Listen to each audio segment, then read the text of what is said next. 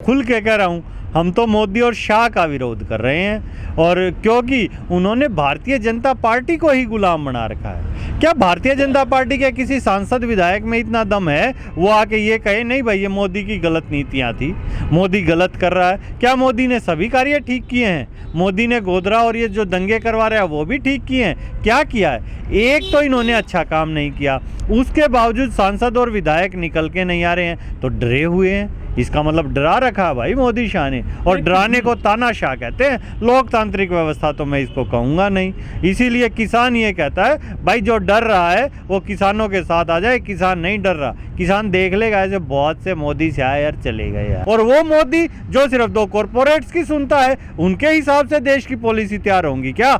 देश की पॉलिसी किसानों के हिसाब से तैयार होगी, देश के नागरिकों के हिसाब से तैयार होगी, किसी कॉरपोरेट के नहीं। उन्होंने गुलामी स्वीकार कर ली होगी, हमने अभी नहीं की है। कोरोना काल में आप देखिए, कोरोना जो है क्या वो बैरिकेड से रुक जाता है क्या?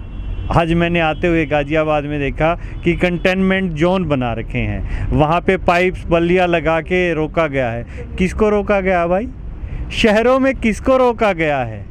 तो ये मोदी जी का विकास बता रहा है। अरे इंसान तो पढ़ा लिखा है, उसके लिए आपने रास्ते बंद कर दिए क्या?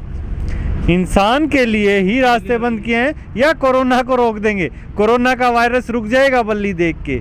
आप कहाँ देश को लेके जा रहे हैं? देश को मूर्ख बनाने का काम है। अरे भाई इंसान को आप पढ़ाइए लिखाइए, शिक्षा पे जोर दीजिए, स्वास्थ्य पे जोर दीजिए। अगर देश का वर्ग को हर वर्ग शिक्षित होगा, देश का युवा, देश का नागरिक शिक्षित होगा, तो आपको ये बल्लियाँ बास लगाने की जरूरत नहीं पड़ेगी। देश अपने आप तरक्की करेगा, आपके कहने से नहीं। दिए जलाने थाली बजाने से देश तरक्की नहीं करेगा। देश तरक्की करेगा देश के युवा को अच्छा शिक्षित बनाने से। और आप मुझे एक शब्द क्लियर कीजिए, ये पोंगा पंडित आपने किसको बोला है? नरेंद्र मोदी को बोला है, अमित शाह को? नहीं, जो हवन कर कौन है? सीधी सीधी बोल दीजिए, नहीं इनको बोल दीजिए, ये भी यही काम करते हैं। ताली बजाना थाली बजाना ये क्या काम है? इनसे मूर्ख तो कोई है ही नहीं शायद हिंदुस्तान में। हवन करना भी कहीं ना कहीं अच्छा होता है, हवन के धुएं से कीटाणु मरते हैं। देसी तरीके आपने शायद अपने घरों में नहीं देखे, याद ना हो तो मैं बता दूं। देसी तरीके, प्याज के ऊपर की जड़ काट के दिए में डाल दी जाती थी सरसों के तेल में, उसके धुएं से ही बैक्टीरिया और ये वायरस मर जाते थे, मच्छर मक्खी नहीं आते थे। वो जो ढोंग आप करते हो दलित के पैर धोना, वो आप मन में उतारो, वो सिर्फ चुनाव के समय मत करो, अब भी जाके धो लो। हर किसी की सुननी चाहिए भाई। ये मन की बात बहुत सारी हो गई। जब वो आए थे वो कह रहे थे आपने कांग्रेस को 60 साल दिए और हमें 60 महीने दे दो, और 60 बार से ज़्यादा मन की बात कर चुके हैं। एक बार जनता के बीच में आकर बात करें, वहाँ स्टूडियो से मन की बात ना करें। दिल्ली के किसी भी बॉर्डर पर, भारत के किसी भी गांव में जाकर मन की बात करके दिखाएं, हम भी देख लेंगे भाई कितनी मन की बात करते हैं, जनता कितना एक्सेप्ट करती है। ये यूट्यूब व्हाट्सएप के लाइक डिसलाइक तो ज़्यादा अपने को नहीं पता, वहाँ जनता बता देगी कितना लाइक करती है और कितना डिसलाइक। हमारा तरीका तो यही है बताने का। एक बार जनता के बीच में आकर अपने मन की बात रख लें, पता चल जाएगा उनको भी।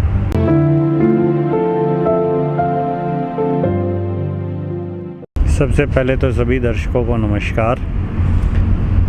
आपने बता ही दिया कि मोदी का ट्विटर पे ट्रेंड हो रहा है। ट्विटर वगैरह तो ज़्यादा सोशल मीडिया को किसान जानता नहीं, लेकिन हाँ उनको नैतिकता के आधार पर इस्तीफ़ा दे देना चाहिए। जब देश का प्रधानमंत्री देश के नागरिकों की नहीं सुन रहा हो तो उसे सिर्फ सुविधाएं लेने का हक नहीं होता, उसे जिम्मेदारी लेने का भी हक उसी का होता है। देश के प्रधानमंत्री जी, देश के गृह मंत्री जी, और मैं कहूँ ये दो नरेंद्र मोदी और शाह, इन दोनों का इस्तीफ़ा दे देना चाहिए। क्योंकि नैतिकता के आधार पर नहीं, अब तो या तो खुद दे दें, नहीं किसान ज़बरदस्ती दिलवाएगा इनसे। नहीं, इस्तीफ़ा तो इनको देना पड़ेगा, गद्दी छोड़नी पड़ेगी। मुझे नहीं लगता ये 4 साल और पूरे कर पाएंगे। अरे जो पढ़ा लिखा व्यक्ति है वो बुद्धिजीवी है, वो भी तो आम आदमी ही है। आम आदमी को क्या समझते हो आप? आम आदमी को डफर समझते हो क्या? देश का किसान यहाँ बैठा है। देश का किसान अपनी खेती में एक्सपर्ट है। जो शहर में लोग आईटी में है वो आईटी का एक्सपर्ट है।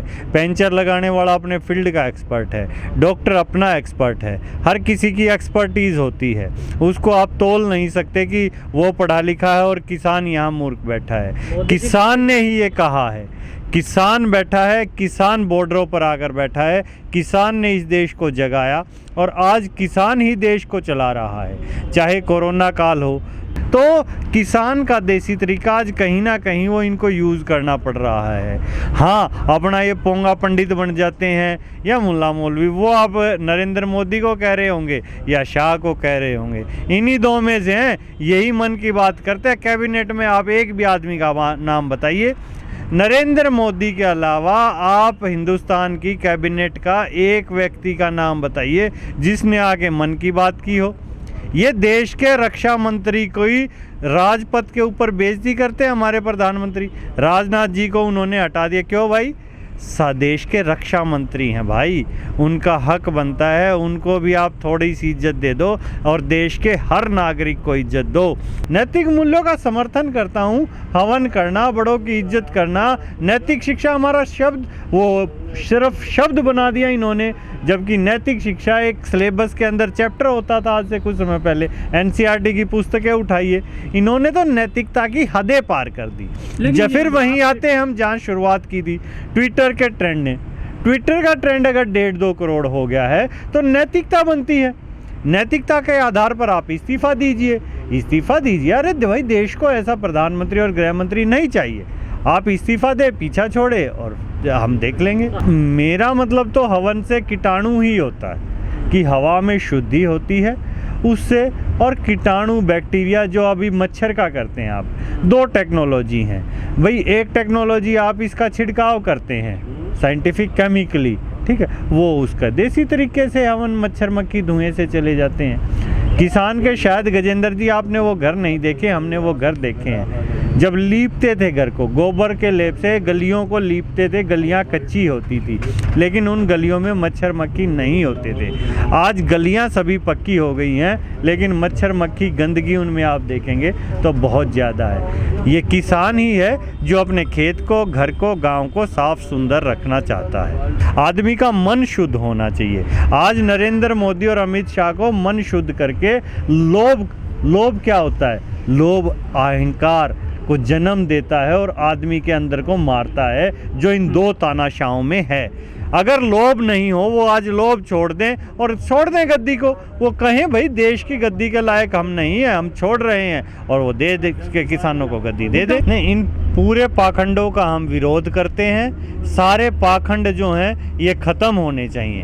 हाँ, साइंटिफिक होना चाहिए। साइंस में सिर्फ एलोपैथी नहीं, आयुर्वेदिक भी, होम्योपैथी भी है, बहुत सी टेक्निक्स हैं जिनकी आप बात कर रहे हैं। माताएं हमेशा पुत्रों के लिए कुछ ना कुछ अच्छा करती हैं। आपने शायद सिर्फ और सिर्फ उनकी इसको पाखंड को बोल दिया। माताएं कभी पाखंड नहीं करती।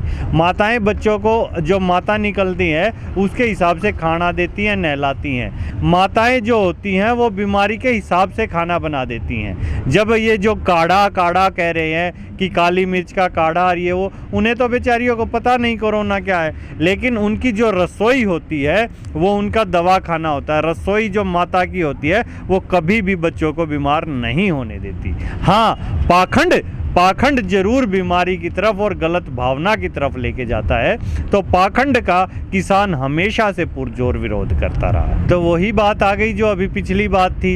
रामदेव जब तक योग कर रहे थे अच्छा था भाई, योग कोई बुरा थोड़ी है, योग करना बड़ी अच्छी बात है। योग को सिखाओ, अच्छी आदत डालो, सुबह सैर करनी चाहिए, योग करना चाहिए अच्छे स्वास्थ्य के लिए। लेकिन ये कहाँ कि पाखंड करने लग जाओ, आप दूसरे को एलोपैथी को गलत कहो, सरासर गलत है। और वो जब से खैर पहले योग गुरु थे ठीक थे, उसके बाद वो अंध भक्तों की श्रेणी में आ गए हैं। जो मोदी जी करे वो ठीक है। जब तक वो पेट्रोल को 30-35 रुपये ला रहे थे तो ठीक था, आज वो 100 रुपये कर रहे हैं। क्यों भाई? अरे अपनी बात पे तो रहो आप। इससे पता चलता है कि आपका बौद्धिक और मानसिक स्तर बहुत कमज़ोर है। आप सिर्फ एक व्यक्ति को सपोर्ट कर रहे हैं, वो सिर्फ नरेंद्र मोदी को सपोर्ट कर रहे हैं। आप देश को सपोर्ट कीजिए ना। जो 35 रुपये लीटर की बात थी वो तब भी कीजिए, आज भी कीजिए। आज क्यों आप अपनी बातों से पीछे हटते हैं? हाँ, रिसर्च कीजिए, लेकिन दूसरे को गलत मत कहिए। एलोपैथी ने इस कोरोना काल में बहुत लोगों की जान बचाई है, बहुत से डॉक्टरों ने शहादत दी है। तो समय की गरिमा को ध्यान रखें और इस चीज़ का रखें कि भाई प्रकोप से बचाना है आज देश को। सरकार पर तो इम्पैक्ट पड़ चुका है। आज मैं अभी यहाँ गाजीपुर आया हूँ तो हिसार से आया हूँ। कल हिसार के वहाँ आपने सबने देखा होगा। और सरकार को क्या इम्पैक्ट चाहिए? वहाँ 2 जिलों के लोग थे, हिसार और जींद के, और वही लाखों संख्या में थे। तो सरकार चाहती क्या है? अरे 22 ज़िले हैं हरियाणा में, 2 जिलों में लोग 2-2.5 लाख लोग, मीडिया ही बता रही थी, जिसे गोदी मीडिया कह रहे हैं वही बता रहे हैं। तो आप 22 जिलों को कर लीजिए, उनको 10 से गुणा कर लीजिए, 20 से 22 लाख लोग आपसे मांग रहे हैं, किसान हैं। तो इस बात को आपको सोचना चाहिए। हुड्डा जी, करीब 40 संगठन हैं जो संयुक्त मोर्चा में शामिल हैं, उनके अलग अलग नेता हैं बहुत सारे पूरे देश के, लेकिन जो जान से मारने की धमकी है वो सिर्फ टिकैत को ही मिलती है। दिसंबर से लेकर के मई तक करीब 4 बार उनको धमकी मिल चुकी है। आखिर ये कौन लोग हैं? ये कोई टारगेट कर रहा है इनको, या कोई सिर्फ राजनीति हो रही है इस पर केवल?